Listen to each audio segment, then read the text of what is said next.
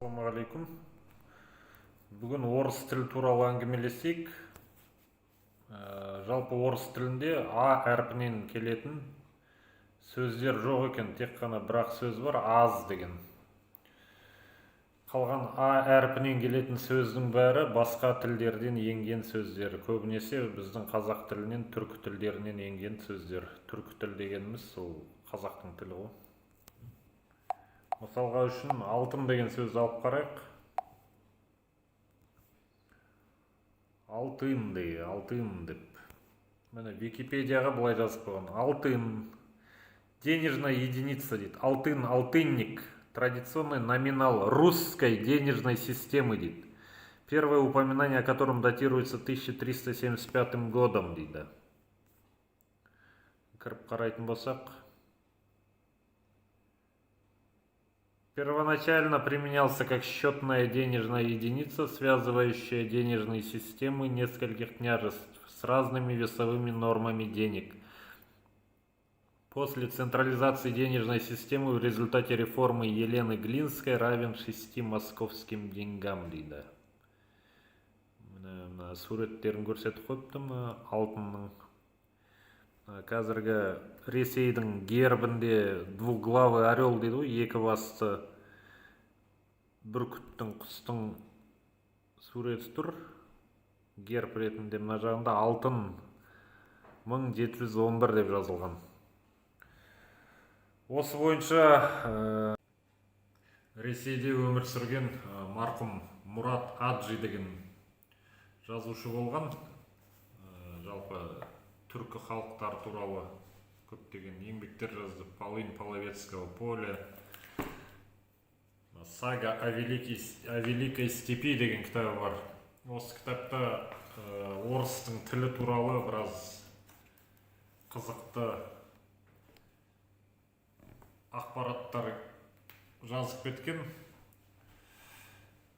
Мурат Аджидің жазғаны: теперь возьмем деньги, дейді, алтын дейді. Старинная русская монета, утверждает словарь.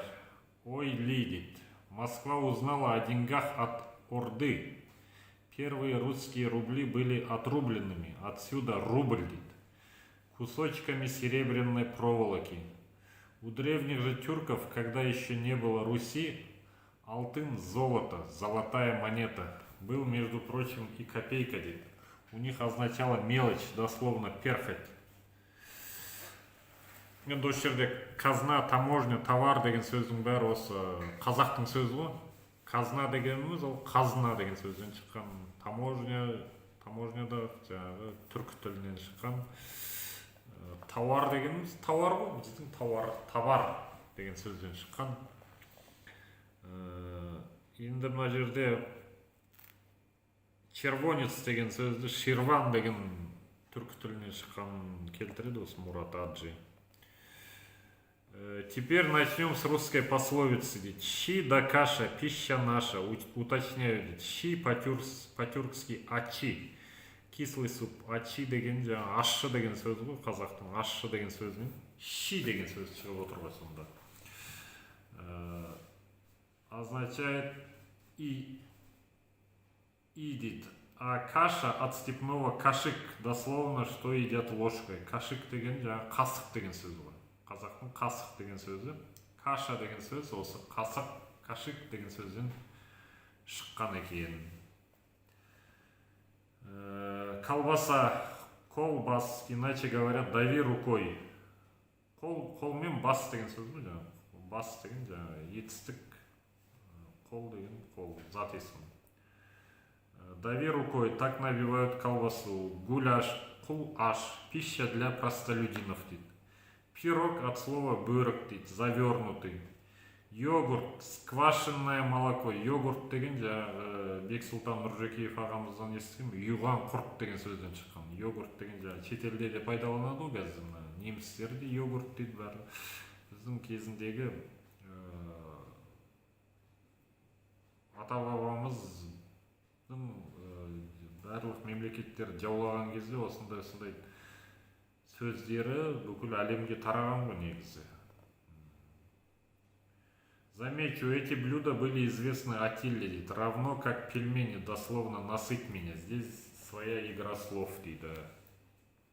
Штаны, карман, шапка, колпак, кафтан, башлык, сапог, каблук, армяк, шуба, тулуп и много других дейді.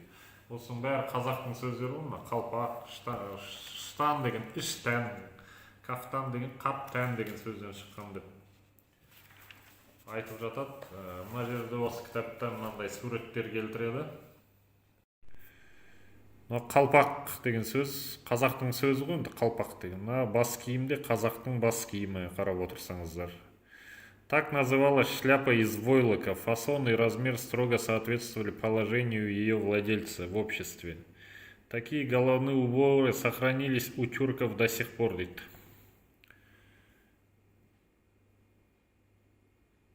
Шапка степняка аристократа айыр қалпақ, дейді.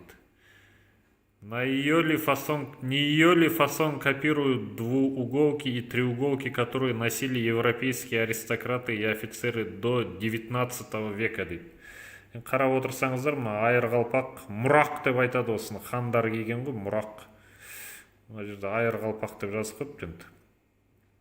Осы мұрақ деген бас киім, Европада киіп жүрген треуголка, двууголкалар осы қалпақтан алынған деп мәлімет келтіріп отыр Мұрат Аджи ағамыз.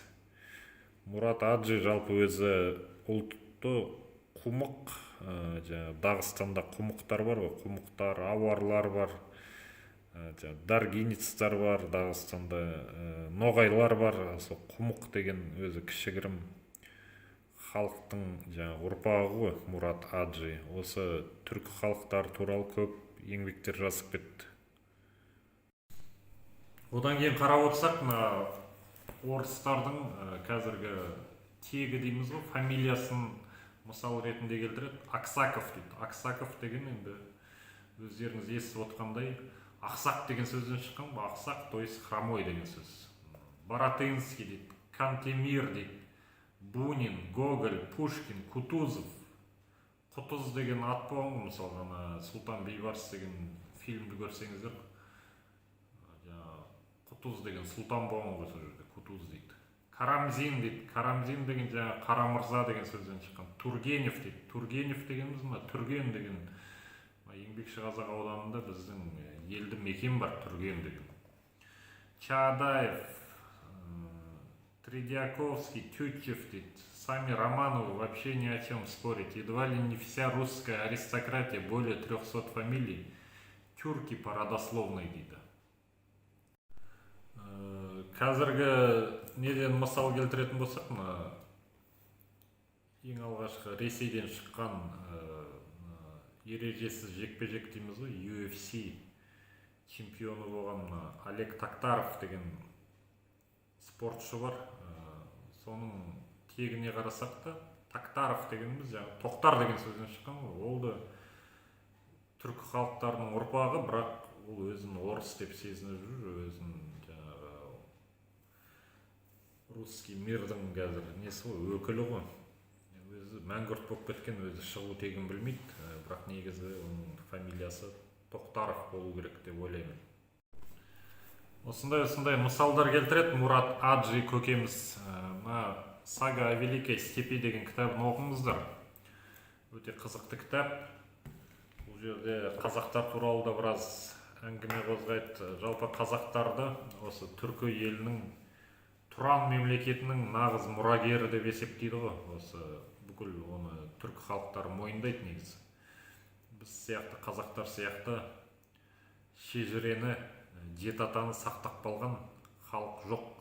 Қазбек Тауасарұлы бабамыз айтқан екен ғой. Мен өз жұртымнан асқан ел бар деп, ел бар екенін танымаймын деп. Сол сияқты қазақ халқы осы ұлы Тұран елінің нағыз мұрагері. Соны есте сақтап жүрейік ағайындар. Келесі кездескенше қош сау болыңыздар.